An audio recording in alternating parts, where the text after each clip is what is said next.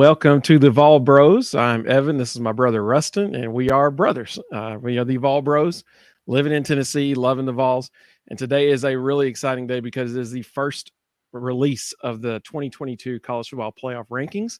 And we're going to talk about three important things: what we think the committee is going to do, what we would do if we were the committee, and then we'll also preview Tennessee, Georgia, give our predictions for that this weekend. Before we do that, though, we would be remiss if we didn't thank our sponsors, but unfortunately we don't have any yet. And so if you have been dreaming, I really wish there was an up and coming podcast hosted by, let's say, two brothers that I would really love to sponsor. You are in luck, my friend, because today is that day. We are more than happy to strike a deal with you. We even accept Chick-fil-A gift cards. So if you want to sponsor this podcast, we are more than willing to let you do that. But Rustin is certainly the brains in this group. And so here's what we're going to do.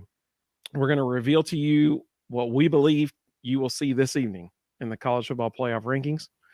And we're going to let Rustin go first, and then I'll go. And then after that, we'll get to what we would do if it was us. So Rustin, take it away. Tell us how you would rank these teams. What I believe the committee will do? Tell what the committee will do. My bad. So I think the committee is going to stick with Georgia at number one because until you defeat the national champs, they're not going to change. Tennessee, I think, will get number two just because the committee actually does take strength of schedule into account. Ohio State will probably be a very close third. I believe they'll keep Michigan fourth until Michigan and Ohio State play. They'll keep them up there because they want that. They want that game to have meaning. I do believe they take strength of schedule into account. So I believe Alabama will leapfrog Clemson and jump to 5, and Clemson will be number 6. That is an excellent suggestion there. And you're exactly right. Ohio State, Michigan, that's going to play itself out. And so the top two, that's going to play itself out. Yeah. And so actually, I've got a scenario I thought of that I'm going to ask you about that I haven't mentioned to you yet, but it's a very intriguing scenario. So I'm going to propose that to you here in a little bit. My top 6, that I think the playoff committee will do. I think that we're going to learn a whole lot tonight based solely on two teams about what the playoff committee really values. TCU and Clemson.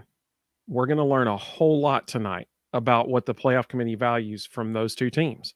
And here's why I say that. Do they value the resume, or do they value the eye test? Or is it a combination of both? I think that's what we're going to find out tonight. So here's why I say that. I agree with you that I think that they're going to rank Georgia number 1. And the main reason I think that is if you look at this week's AP poll, Georgia had like 30-something first place votes. Tennessee had 18. So I think that, we're going to end up seeing Georgia number 1. I do think Tennessee will be number 2. Same exact thing with you, the top 4. Ohio State, Michigan, 3 and 4. We did not see each other's, by the way, before we did this. So this is totally legit, like what you're seeing here. We both had the exact same top 4. But then you got Clemson at number 5 and TCU at number 6. And here's why I think these are so intriguing. Really, let's be honest. If you're looking at just the resume, TCU deserves to be at really number 2 or 3. Because if we're looking at just the resume, Tennessee has 5 top 25 wins. TCU has 4. Yeah. And Clemson has at least 3, maybe 4. I can't remember. It should be 3. They got Florida State, Wake Forest, and Syracuse. But let's be real. Syracuse and Wake Forest, come on. Yeah. They beat NC State. Schedule has to matter. I totally agree. And I think that's what we're going to find out tonight. So before we go any further, let me ask you my hypothetical scenario that I did not mention to you before this. Let's say in just a few weeks after that conference championship games are over, let's say that you have either Georgia or Tennessee, whoever wins this weekend, they run the table. So you have an undefeated SEC champion. Sure.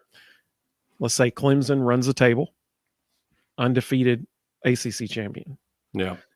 And either Michigan or Ohio State, whichever one wins that game, runs the table, undefeated Big Ten champion, and TCU runs the table, undefeated Big 12 champion. Will the playoff committee put those 4 teams in the playoff over a one-loss SEC team?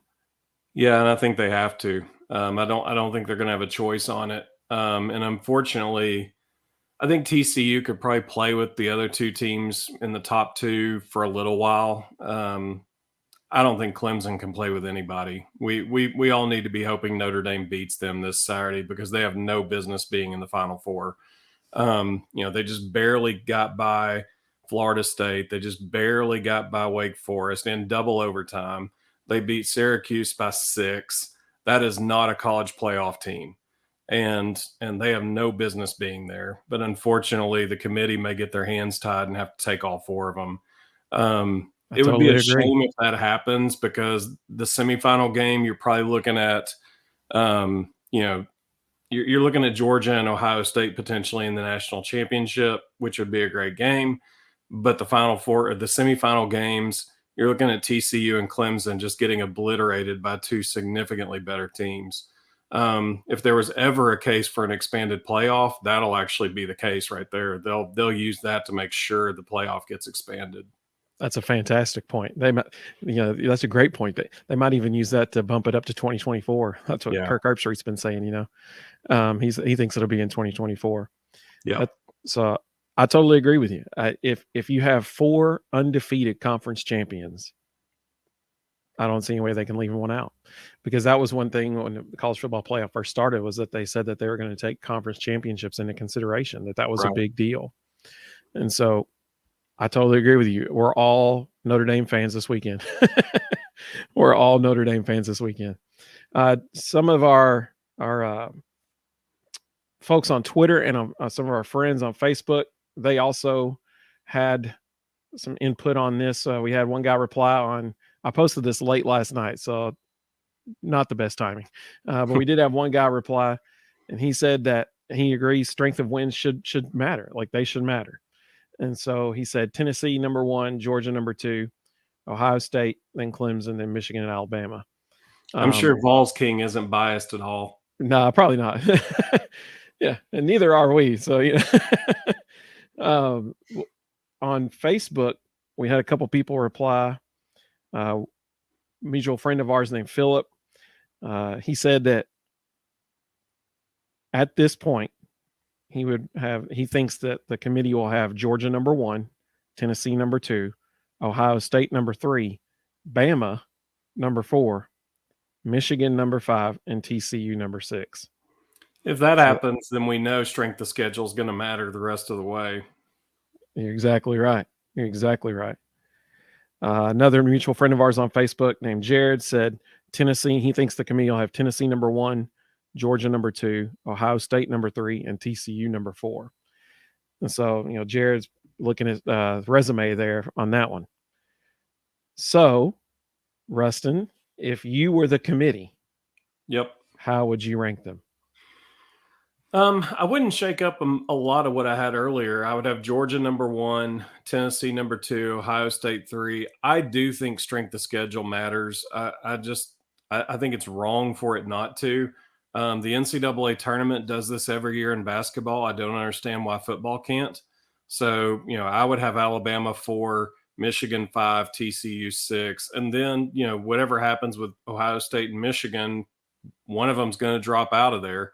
And so probably Michigan. And, then, who knows who creeps into that 6th spot. But, I just think strength of schedule has to count. I totally agree. It should count, right? I mean, it should.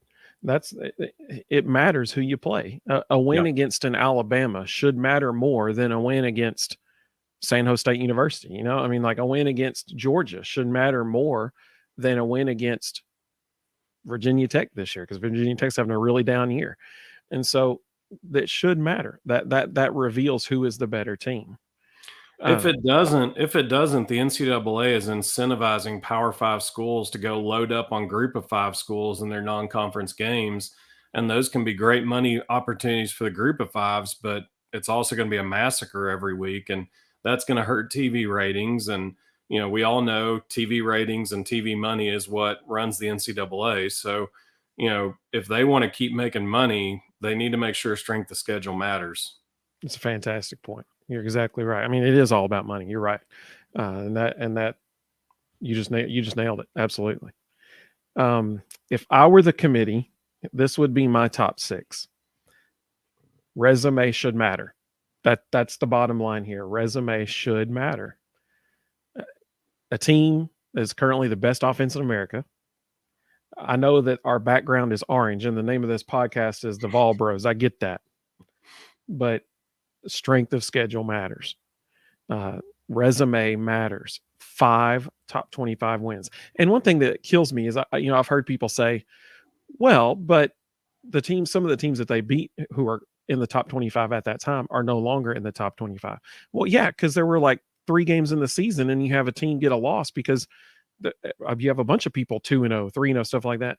If the team gets a loss because they weren't in the top 25, Tennessee knocked them out of it. That doesn't mean they're not a top 25 team. It just means that there's fewer games and that one loss is hurting them based on all these other teams that are still 2-0, 3-0, that kind of thing.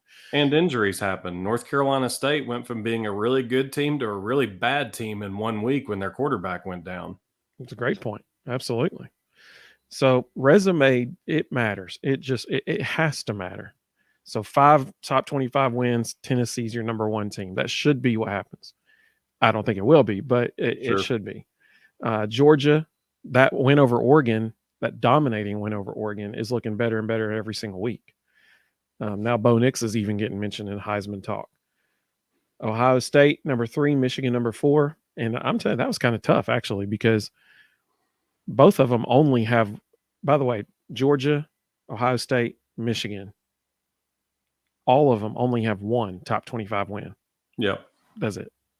And so, well, actually, I take that back. Since Ohio State beat Michigan this weekend, since Ohio State beat Penn State this weekend, now they have 2 top 25 wins. Right. And so, but I mean, when you look at how each of them played Penn State, Michigan beat Penn State more handily than Ohio State did. TCU, resume matters, 4 top 25 wins. Now, are those 4 top 25 wins in the Big 12 equivalent to 5 top 25 wins? 4 of which were in the SEC. For Tennessee, that's a debate we could have all day long right there. If you're living in Big 12, area of the country, you say, well, absolutely they are. But, objectively, they're probably not as impressive. But then Alabama, they're a phenomenal. Bryce Young, I mean, I feel bad saying this, but Bryce Young is probably the single best quarterback in the country. I mean, like he's hands down. After what Tennessee did to Will Levis Saturday night, every NFL scout had to walk away going, Bryce Young is absolutely number 1. Mm-hmm. I mean, he is legit. I mean, of course he is. I mean, he's a Heisman Trophy winner. So, they're Alabama. I mean, they're a fantastic football team. And honestly, if you look at this list and people were objective and unbiased, Tennessee, Georgia, and Alabama are 3 of the top 4 teams in the country. Sure. So maybe the top 3. I totally agree. And it's a shame that at least 1, maybe 2 of them will not be in this playoff. You'll notice I don't have Clemson in this because eye test, it should be a combination of eye test and strength of schedule. And just like Rustin said, the eye test shows Clemson is not one of the top 4 teams in the country. They're just not.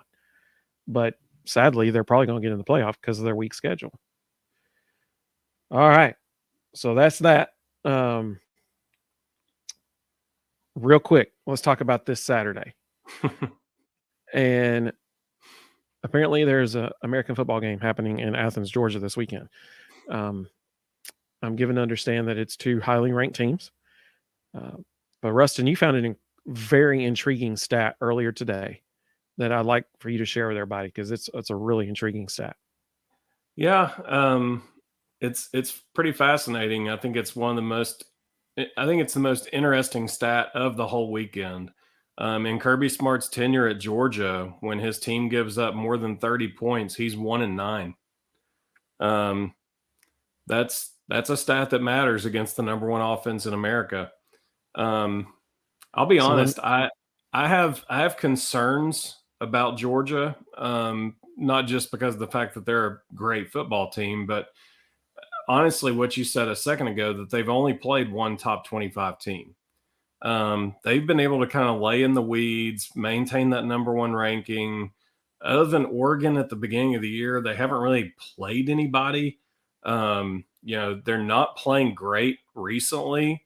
And I almost wonder if that's complacency and they're kind of waiting on a big game. Um, they're just kind of going through the motions. I do think it matters that one of their starting linebackers definitely will not play this Saturday. He's their leading sack guy. He's their leading tackle for loss guy, Nolan Smith. I think it matters that one of their starting defensive tackles went down Saturday, and he's probably not playing Saturday. You take two out of the front seven against a Tennessee team that ran the ball 40 times against Kentucky. That matters. When you've got guys like Cedric Tillman, Brew McCoy, Ramel Keaton, Jalen Hyatt, I almost forgot him like everybody else did. When you've got those four out there running around, something has to give. You've either got to play man with a free safety over the top, which leaves six in the box, and you can get away with that unless two of your front six aren't playing. Then all of a sudden that's a hole. If you bring one down and try to play zone, now you've got probably the best wide receiver core in America running free. It's hard to play zone against those guys. They're going to pick you apart. Hendon Hooker is, as of this morning, the Vegas number one odds for the Heisman. You can't play zone against the Heisman potential winner. You've got to play a lot of man. You've got to put pressure on DBs. And I expect Jabari Small and Jalen Wright to have a real big day Saturday. I think they're going to have to play man. It's going to take a guy out of the box. And I think they're going to probably rip a few big runs. I think Tennessee gets them Saturday 41-31. Man, that's what I'm talking about. 10 points. That's 2 scores. Mm-hmm. I love it. That's great. I think that stat you found is extremely, extremely important because let's be honest, is Tennessee going to score less than 30 points on Saturday? I don't see how. Yeah, I agree. Nothing they've done to this point would make any. I mean, they scored 52 on Bama. Exactly. It's if Nick Saban can't figure it out, Kirby Smart's not going to figure it out. Absolutely. But, I think Kirby will do a lot more than Nick did. I was a little surprised in the second half. Bama never adjusted. They just kept running the same stuff over and over, which is why Jalen Hyatt scored 5 touchdowns. I think Kirby will mix it up more. I think there absolutely will be a guy on Jalen Hyatt at all times. He's not going to make the same mistake that the last 4 schools made. Hey, I don't know if you saw it. But this morning, Tennessee tweeted out a video recapping. There's because they always release the highlights of it, but then they release their story of the game, kind of. And after it was either Hyatt's second, I think it was after his 3rd touchdown, he came over to the side and Jalen McCullough said, "Hey man, when are you going to find somebody that can guard you like that?" Mm-hmm. It was great. So I think you'll see Jalen Hyatt probably won't have a big day Saturday. I think they'll make sure he doesn't. But it's pick your poison. Then all of a sudden Jabari Small and Jalen Wright are ripping runs. Heupel loves running this combination route where Cedric Tillman runs either a skinny post or a dig route at about 12 yards, and Jalen Hyatt runs the wheel route off the back of him. And, if they're doubling Jalen or if they're over exaggerating the safeties to take care of Jalen, I mean, Cedric Tillman's going to be running free on skinny posts and dig routes. So don't be surprised if you see Ced score 2 or 3 touchdowns over the middle of the field because it's wide open. Hey, if he does that, everybody gets cookies too. Yeah. 2 touchdowns and everybody gets a cookie. That's right. Yeah, so I've got 3 predictions for this weekend. Number 1, whoever has the ball last wins. I said that before the Alabama game, and my goodness, 15 seconds and 77 yards to go. Mm-hmm. They had the ball last. They won. Whoever has the ball last wins. Second bold prediction. And we've talked about this in the past. There will be at least one play this weekend where Hendon Hooker and Joe Milton are on the field at the same time. That's the reason, honestly, I have them winning by 2 scores every single week this year. And I forgot to say this earlier. Josh Heupel has shown something literally every single game that hasn't happened in any previous game. That playbook has to be just hundreds of pages long because he's got something for everything. And I think there will be some wrinkle. It'll be either Hendon and Joe out there at the same time, or the thing they haven't shown that I'm dying to see is, and no offense to Jacob Warren or Princeton Fant, but let's get the non-athletes off the field, even though Princeton Fant's kind of playing everything right now. Yeah. And let's put all 4 receivers out there at the same time. And let's move Jalen Hyatt and Cedric Tillman into the slot. Let Brew and Ramel Keaton play the splits. And all of a sudden, how do you defend that? When you've got those 4 guys out there at the same time, because what's going to happen is they're either going to have to walk a safety down on Cedric Tillman, which means there's nobody to help on the running backs, or they're going to have to leave the safeties back, which means Jabari Small and Jalen Wright just run free all day long.